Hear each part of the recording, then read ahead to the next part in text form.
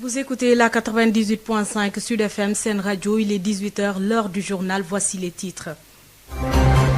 Emploi et insertion socio-économique des jeunes, les jalons vont être posés dès demain au Centre international de conférence Abdou Diouf de Diamniadio. Le chef de l'État Macky Sall va présider le conseil présidentiel sur le financement de ce programme. Une allocation budgétaire de 450 milliards est prévue pour le financement de ce programme d'urgence sur l'emploi des jeunes. Éducation, recrutement des 100 000 agents, le CELS authentique se fait entendre et exige un recrutement transparent. Le syndicat d'enseignants appelle au respect du décret de sélection. Aucune magouille ne sera respectée, dixit Abdou Fati et compagnie, au risque de paralyser définitivement le système éducatif. Mouvement d'humeur en vue des pharmaciens très en colère contre les autorités pour non-exercice de leurs fonctions au Sénégal, réunis autour du collectif pour la défense des intérêts de la profession pharmaceutique. Ils fustigent l'attitude de leur ministre de tutelle et interpellent le chef de l'État sur la situation. Le docteur Abdou Hadre John, président du Codifarm, a écouté dans ce 18h. Covid-19, légère augmentation des cas en l'espace de 24 heures. 74 nouvelles contaminations ont été recensées avec un décès supplémentaire. L'actualité internationale sera de mise et en sport. Coupe CAF, le Jaraaf de Dakar en quart de finale. Les Verts et Blancs de la Médina ont battu l'Étoile du Sahel 1-0. Bienvenue à toutes et à tous. Josette Kali. À la présentation, Hassan Tchoun assure la partie technique. Le chef de l'État Macky Sall va présider demain jeudi au Centre international de conférence Abdou Diouf de Diamniadio un conseil présidentiel sur le financement du programme d'urgence sur l'emploi et l'insertion socio-économique des jeunes. Cette rencontre verra la participation des membres du gouvernement, des représentants des jeunes et des structures dédiées au financement des jeunes. Je vous rappelle que le président Macky Sall avait réitéré sa décision de procéder à une réorientation des allocations budgétaires à hauteur de 450 milliards de francs CFA pour financer le programme d'urgence sur l'emploi et l'insertion socio-économique des jeunes dans le pays. Justement, à 24 heures de cette rencontre, les jeunes listent leurs attentes, des actions concrètes, une politique durable de renforcement de l'agriculture, renforcer aussi les structures de financement sont entre autres attentes des jeunes.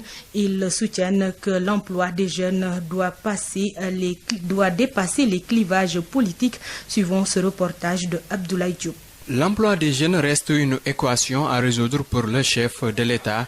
À cet effet, il va présider ce jeudi un conseil présidentiel dédié à cette problématique. Cette étudiante attend la mise en place de sociétés et estime que les structures de financement n'ont pas produit de résultats concrets. Bon, moi, en tant que jeune, je voudrais que le président qu'il mette en place des entreprises pour que les jeunes puissent s'insérer plus facilement. Récemment, il y a eu des manifestations et donc je pense que si ça avait marché, si ces institutions avaient marché, ils ne seraient pas sortis pour dire qu'il manque d'emploi. Pour Malik Faye, malgré les structures de financement et d'accompagnement, le constat est qu'il y a beaucoup de politique. Il souhaite plus de transparence.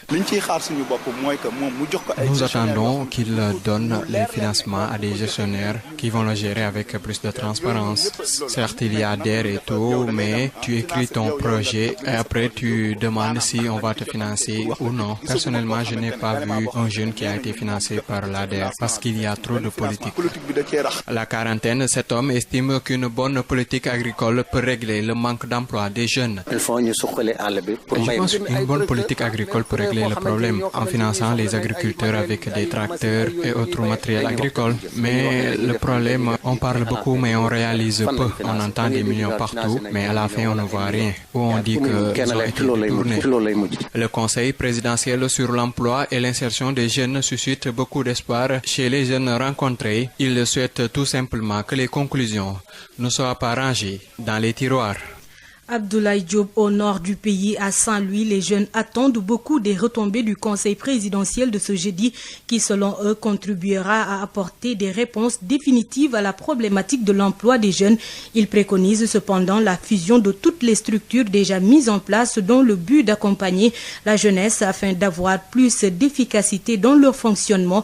Les détails avec Yves Tendin. Farandiaï et Mamoudi Sissé, tous deux respectivement président du conseil régional de la jeunesse de Saint-Louis et président du forum régional des jeunes et enfants leaders de Saint-Louis, attendent énormément du conseil présidentiel de ce jeudi consacré à l'emploi des jeunes.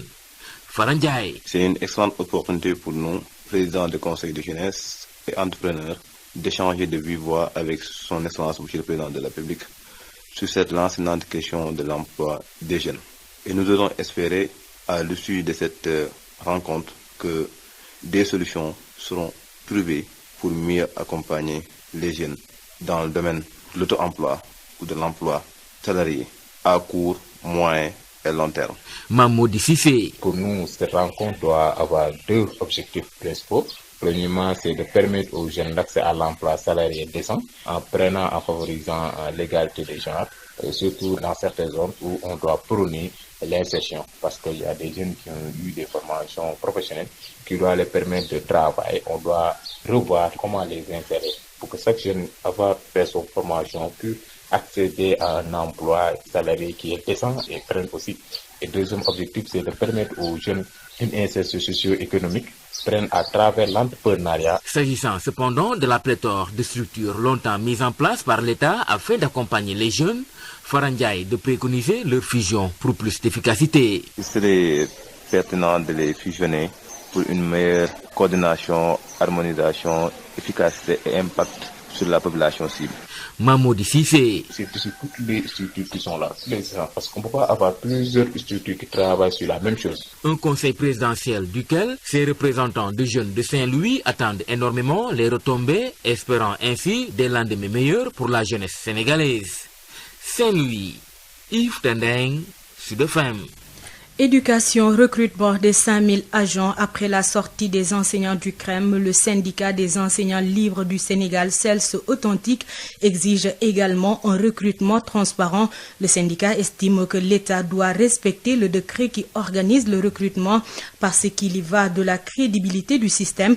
Le secrétaire général du CELS Authentique, Abdou Fati, avertit ils n'accepteront pas de tomber dans les travers du quota sécuritaire, sinon ils vont paralyser l'école définitivement avec toutes les forces vives. Abdou Fati au micro de Denisia Sambou. Le ministère de l'Éducation nous convie à une rencontre en vidéoconférence sur la question du recrutement des 5000 enseignants.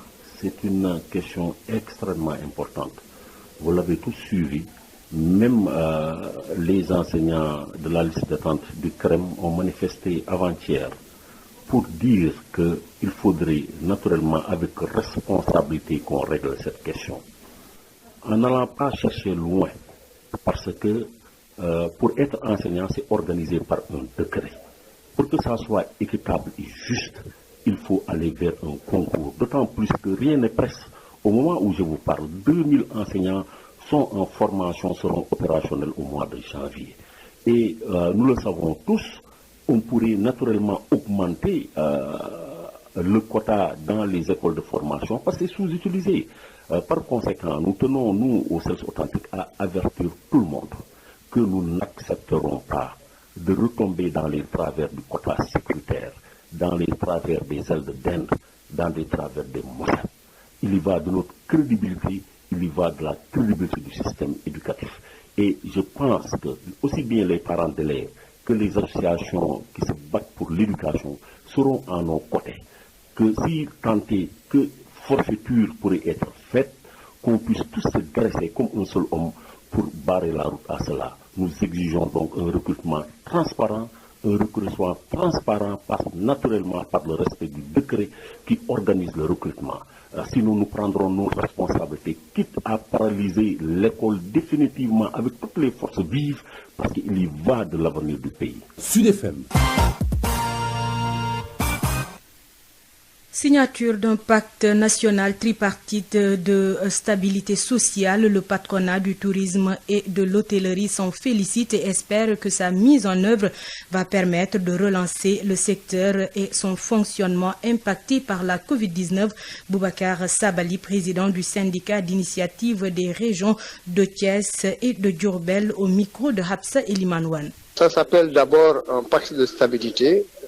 D'une part, et on s'est soucié un peu de la stabilité sociale. Donc c'est pourquoi on l'a appelé pacte de stabilité sociale. Nous sommes dans un contexte de crise qui dure depuis plus d'1 an. Les autorités ont initié un dialogue entre l'État du Sénégal, le patronat et le syndicat des travailleurs, pour examiner la problématique de la survie de l'emploi et comment également pérenniser les entreprises. En fait, c'est en pérennisant les entreprises qu'on peut pérenniser les emplois. Et donc, nous avons eu un consensus et c'est à l'issue de ce consensus qu'on a signé un pacte qu'on a appelé pacte de stabilité qui a une durée de 3 ans. L'objectif d'abord, c'est de stabiliser le fonds social. L'État a mis en place un dispositif d'accompagnement qui devrait pouvoir permettre, si tout est mis en œuvre, en tout cas de faciliter la relance. Maintenant, est-ce que ça permettra la relance? On espère. Enfin, tout dépendra de la mise en œuvre et des contextes du moment. C'est une première à saluer, sentiment de Pape Béranger Ngom, président de l'Association des professionnels de l'hôtellerie et de la restauration du Sénégal. Il espère que l'État, à travers l'inspection du travail, aura un droit de regard pour que les emplois du secteur soient préservés et qu'il n'y aura plus de licenciements abusifs. Pape Béranger Ngom, joint par Hapsa Elimanouane. Bon, d'abord, nous saluons cela parce que, depuis très longtemps, en tout cas, ce genre de pacte n'a jamais été signé pour stabiliser, en tout cas, le secteur du tourisme. Quand je dis on était, c'est nous, les employés, on était vraiment livrés à nous-mêmes. Donc, le patronat nous manipulait, faisait ce qu'il veut des employés, des licenciements abusifs, il faisait ce qu'il veut. Maintenant, si l'État estime aujourd'hui que pour stabiliser ce secteur-là, il va falloir faire un pacte signé par un tripartite, que ce soit l'État, le patronat et les employés qui sont représentés par des syndicats. Nous faisons que saluer cela et espérons que le patronat va respecter cela. Parce que ce genre de pacte-là, même si c'est une première, il y a quand même quelque chose qui était similaire à cela et qui n'a jamais été respecté. Maintenant, depuis lors, l'État a toujours remis de l'argent dans le secteur du tourisme en disant toujours au patronat ne licenciez pas, mais cela n'empêchait pas que le patronat encaissait l'argent et quand même continuait à licencier. Vous avez vu le cas du Terroubi, le cas du King Fahd, et j'espère tout simplement que l'État aura un droit de regard et l'inspection du travail qui est encore renforcée davantage. Tout cela, si c'est bien respecté, je pense que ça va stabiliser le secteur et ça sera aussi à l'avantage des salariés. Santé, dans cette édition, des centaines de pharmaciens seront dans les rues très prochainement. Des pharmaciens en colère contre les autorités parce qu'il leur est interdit d'exercer leurs fonctions au Sénégal, ce qui favorise la fuite des cerveaux. Ces pharmaciens indexent la tutelle et interpellent le chef de l'État sur leur sort. Écoutons les précisions du docteur Abdouhadr Ndione, président du Codifarm, collectif pour la défense des intérêts de la profession pharmaceutique, joint par Mame Diarra Da Silva. Nos revendications sont une réclamation de nos droits. Parce qu'en fait, nous avons fait tous nos devoirs. En tant que pharmaciens, nous avons fait nos études dans une université sénégalaise. Nous avons soutenu une thèse, avons prêté le serment devant le jury qui nous a donné des mentions très honorables. Aujourd'hui que nous sommes pharmaciens, on nous interdit d'exercer notre profession dans notre pays. Et nous pensons que c'est illégal, nous pensons que c'est injuste parce que le décret qui est en cours ne nous l'interdit pas. C'est le décret de 1457 du 3 décembre 2007 signé par le président Abdoulaye Wade qui dit que sur toute l'étendue du territoire, lorsque vous avez 5000 habitants, il y a possibilité de mettre une pharmacie. Derrière, il y a un ministre qui signe des arrêtés et ces arrêtés ne respectent pas cette cohérence. C'est-à-dire quand il y a 200 000 habitants, il n'y a pas 40 pharmacies. Ce qui fait que les jeunes sont au chômage et sont obligés parfois d'aller au Gabon, d'aller à Djibouti, d'aller en Mauritanie parce qu'ils ne peuvent pas travailler chez eux. Les autres options, c'est l'industrie. Il n'y a pas d'industrialisation dans ce pays. L'autre option, c'est la biologie. On te dit de faire encore 4 ans après, on va voir. C'est ça que nous réclamons. Et nous pensons que c'est injuste. Vous êtes à peu près combien dans cette situation? Dans le dernier décompte que nous avons fait, nous étions, nous, en tant que Codifarm, 516. Et depuis, il y a eu des adhésions. Ça veut dire qu'il y a des milliers de pharmaciens qui sont dans cette situation. Il y en a qui ont duré 10 ans dans cette situation, d'autres 5 ans, d'autres 4 ans, 8 ans. C'est vraiment une longue période. Codifarm aujourd'hui est en train de faire un plaidoyer auprès des médias, auprès du public, auprès des populations, mais nous avons un plan d'action très clair et qui va aller vers une marche nationale où on appellera tous les pharmaciens qui sont là, tous les pharmaciens sénégalais à qui on a privé leur droit de venir réclamer ça auprès de l'État, auprès du président de la République, auprès du ministère de la Santé. Covid-19, le chiffre est en légère hausse par rapport à hier mardi. Le ministère de la Santé et de l'Action sociale a enregistré 74 nouvelles contaminations et un décès supplémentaire. 145 personnes sont actuellement sous traitement. Écoutons le docteur Elhaji Mamadou Ndiaye, directeur de la prévention.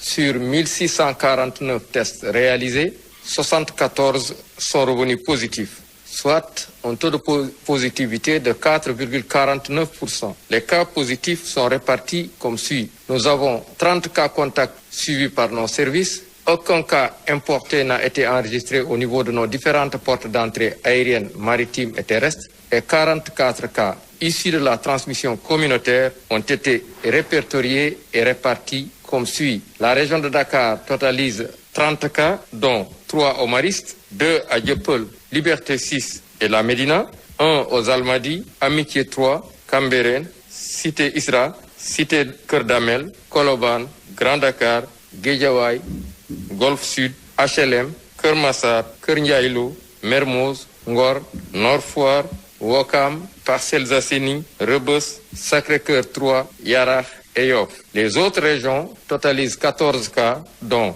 4 à Matam, 2 à Kédougou, Kolda, Thiès et Tivaouane, 1 à Kanel et à Ziguinchor. 68 patients suivis ont été contrôlés négatifs et déclarés guéris. 11 cas graves sont pris en charge dans nos services de réanimation. Un décès a été enregistré le mardi 20 avril 2021. L'état de santé des autres patients suivis ou hospitalisés est jugé stable. À ce jour, 39 910 cas ont été déclarés positifs, dont 38 668 guéris, 1096 décédés et donc 145 patients encore sous traitement. Le ministère de la Santé et de l'Action sociale informe par ailleurs que depuis le début de la campagne de vaccination, 380 665 personnes ont été vaccinées sur l'étendue du territoire national. International. Hors de chez nous, après la mort d'Idriss Déby et la mise en place d'un conseil militaire de transition au Tchad, une charte de la transition prévoyant l'abrogation de la Constitution a été publiée pendant quelques heures sur le site de la présidence avant d'être retirée. Des sources proches du CMT expliquent qu'il ne s'agissait pas de la bonne version du côté de l'opposition. Des représentants des principaux partis se sont réunis ce matin et ils dénoncent un coup d'État. Hors d'Afrique, la police russe a interpellé ce mercredi quelques 300 personnes lors de manifestations de soutien à l'opposant Alexis Navalny en grève de la faim depuis 3 semaines, a déclaré l'ONG russe OVD Info spécialisée dans le suivi des rassemblements d'opposants.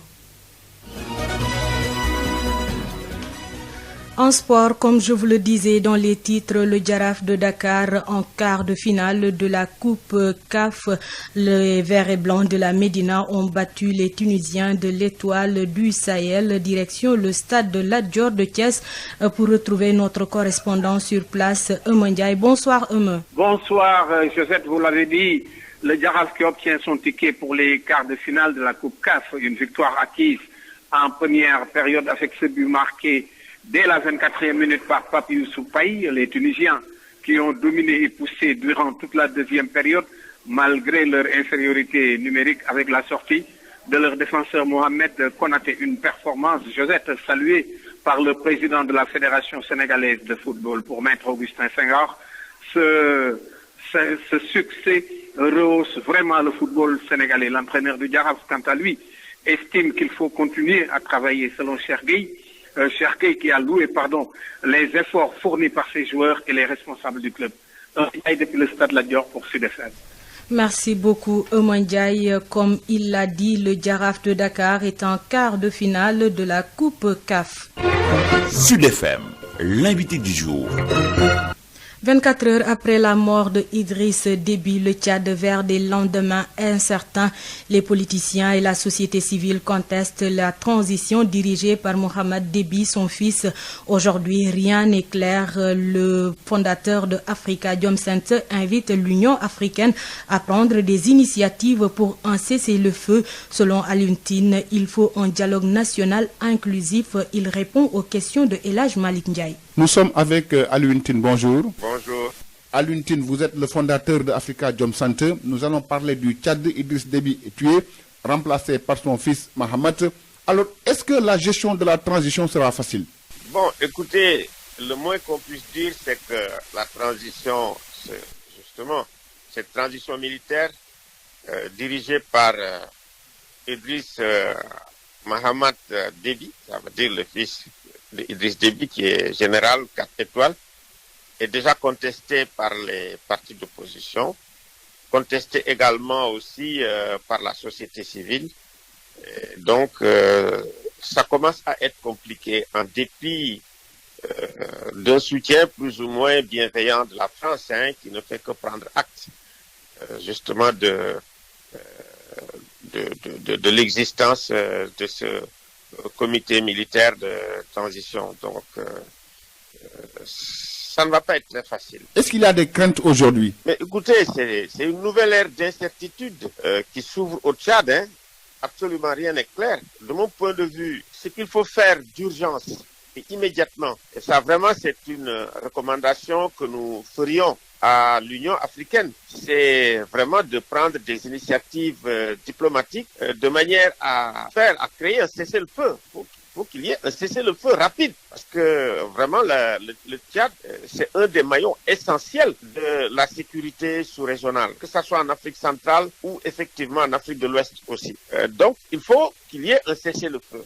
Et de deux, il faut créer un dialogue national inclusif de toutes les forces vives, et vraiment de manière à ce que les gens puissent avoir un consensus sur la transition démocratique qui va vraiment se dérouler. Et si cette transition est d'ores et déjà, bien sûr, contestée, ça pose des problèmes. Il faut effectivement refonder le Tchad, parce qu'on ne peut pas toujours conquérir le pouvoir par la force et par les mêmes moyens. Vraiment, quand on regarde le modus operandi, en 90, il avait quitté la Libye avec une colonne, mais il était soutenu par la France, les troupes françaises à l'époque, en 90, pour entrer à N'Djamena, prendre le pouvoir. Et cette année aussi, si vous voulez, 30 ans après, c'est prendre le même modus operandi, que les gens quittent la Libye avec des armes pour venir encore. Donc, il faut mettre un terme à la prise du pouvoir par la violence, par la guerre, par les armes, et effectivement, par une discussion, refonder le Tchad, vraiment redémocratiser le Tchad, et également créer les conditions d'une stabilité sur la durée au Tchad. Des fois, les stabilités fondées sur des dictatures ou des régimes, effectivement, qui s'appuient sur le pouvoir et l'armée, c'est une illusion. Tôt ou tard, ça va créer des problèmes. Vous savez, il y a quand même quelques années, dans les années 79, on avait le maréchal Bokassa. Regardez la situation de la Centrafrique aujourd'hui. On avait également aussi la période de Idi Amin Dada. Quand c'est sorti, c'était des tweets que j'avais faits. Donc, nous avons besoin vraiment, nous, Africains, de parier sur la démocratie, une démocratie fondée sur le respect de l'autre, une démocratie fondée même sur nos propres valeurs de dialogue, de palabre, la palabre africaine, et sur des consensus forts sur effectivement l'essentiel, notamment le vivre ensemble. Sinon, effectivement, nous sommes condamnés à tourner en rond dans la violence et également dans l'incertitude et d'affaiblir toutes les institutions. Et affaiblir les institutions, c'est tout simplement nous rendre vulnérables à tout, à n'importe quelle petite menace qui arrive. Nous sommes obligés de crier à la France ou à d'autres, forces pour venir sous-traiter notre propre sécurité. C'est ça qu'on vit malheureusement et il faut arrêter ça. L'autre enjeu, Alioune Tine, c'est la question sécuritaire vu la position du Tchad par rapport au Sahel. Écoutez, c'est un enjeu géopolitique majeur parce que le Tchad intervient déjà surtout dans la lutte contre Boko Haram, dans ce qu'on appelle le bassin, avec les pays du bassin du lac Tchad, qui sont le Nigeria, le Bénin, le Niger, le Cameroun. Donc déjà, ils sont là, ils sont efficaces et tout le monde le sait. Et beaucoup le Nigeria. De l'autre côté, vous avez le G5 Sahel. Et pratiquement, c'est la locomotive du G5 Sahel.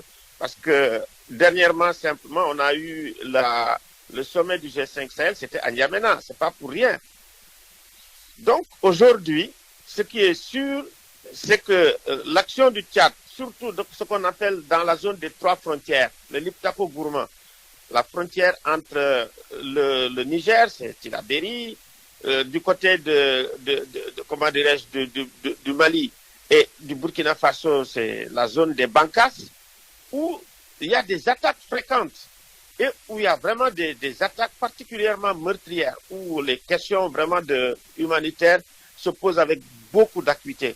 Aujourd'hui, c'est à la fois Barkhane et bien entendu le Tchad, l'armée tchadienne qui interviennent effectivement pour mettre un coup d'arrêt aux assauts des djihadistes.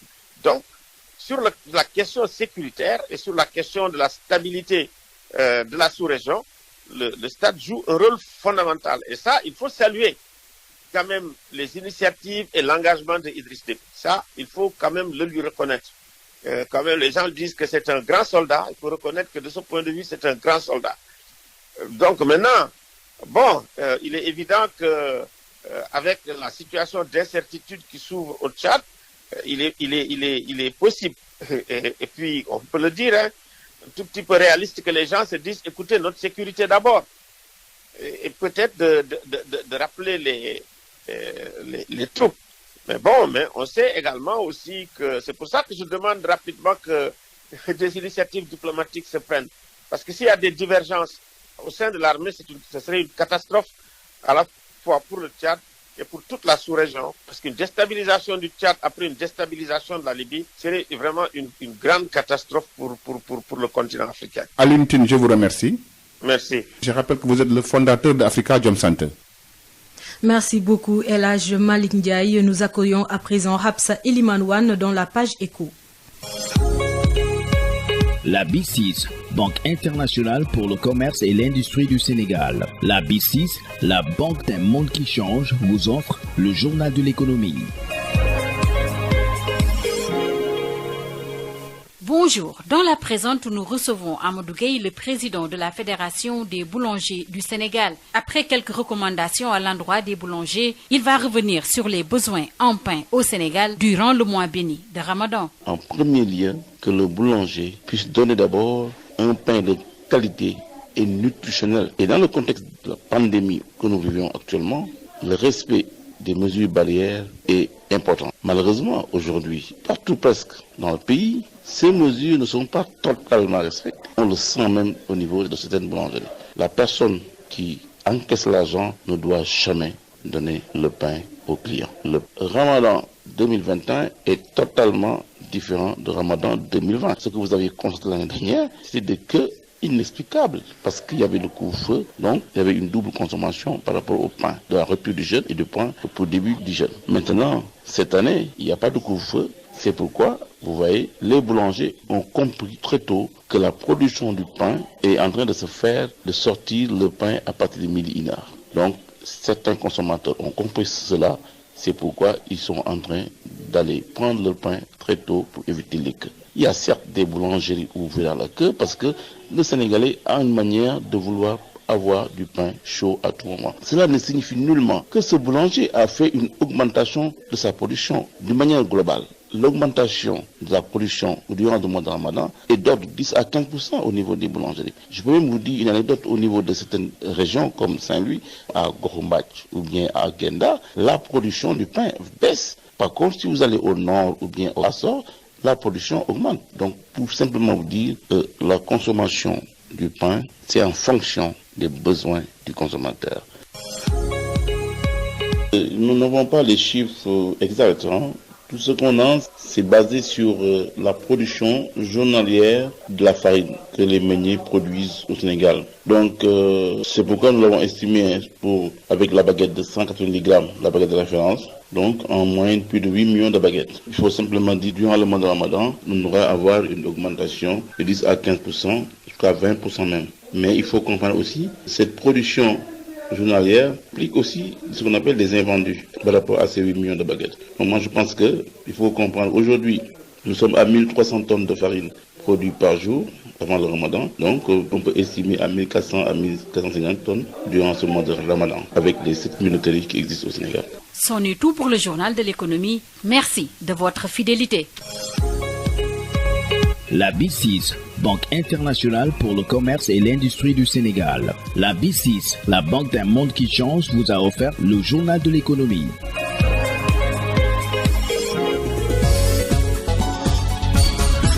Josette Kali. C'est la fin de ce journal. Tout de suite, le rappel des grandes lignes.